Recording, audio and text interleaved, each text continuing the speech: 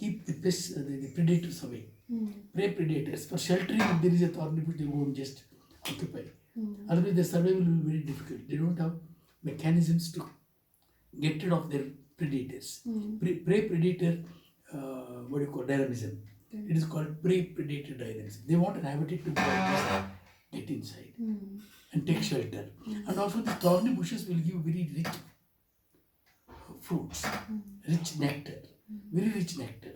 So, this nectar and the fruits and the seeds given by the thorn bushes is a very good food security and for a breeding habitat. So the thorny bushes, the butterfly host plants, then moths host plant. So like that, we have worked out in detail. It is about more than about 500 different species we are going to incorporate there. 500 species, starting from the grasses to thorny bushes to the herbs and shrubs and climbers and creepers. So we are planning it. It will take at least about 2 years to incorporate every element. We cannot just suddenly go and put it there. As in when the evolution evolves and evolutionary secrets, whatever the evolutionary secrets, the scientists like Satish Dhawan, they have unearthed those evolutionary secrets.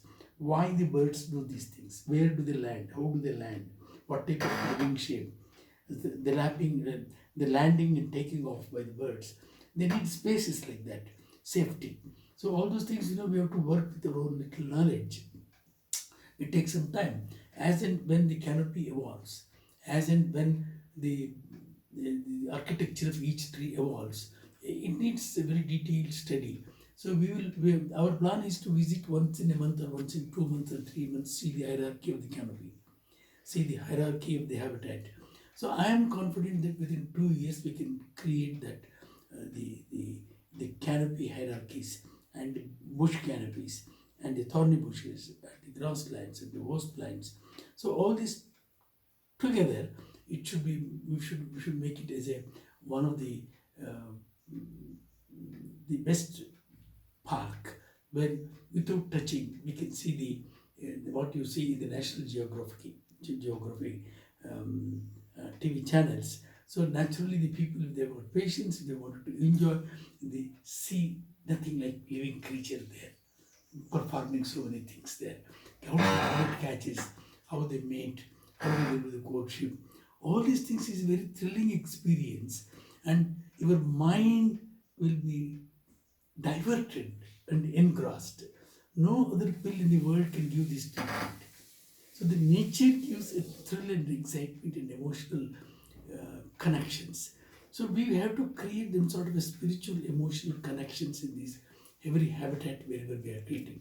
In the small strip, small is beautiful. In a small strip, we are trying to create several things to a great extent. Only thing is the citizens there should teach their children not to damage anything, not to pluck anything, and not to observe, record, take a beautiful photograph in your mobile or whatever it will be, sit there, concentrate, and they should maintain silence. They should not carry the mobiles and the music and other things there.